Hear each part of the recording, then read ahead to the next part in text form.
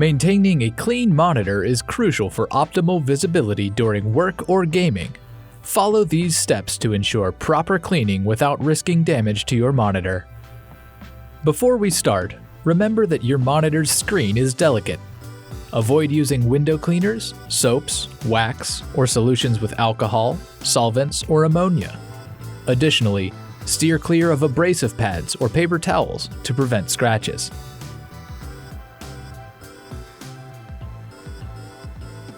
For safe cleaning, stick to a soft microfiber cleaning cloth and distilled or still water. Other water types may leave residues on the screen. Begin by turning off both the monitor and the computer and disconnecting the power cables. It's also important to ensure the monitor has cooled down before proceeding. Using a clean microfiber cloth, gently wipe the monitor's screen to remove dust and fingerprints. Avoid pressing too hard. Alternatively, you can use compressed air to blow away dust.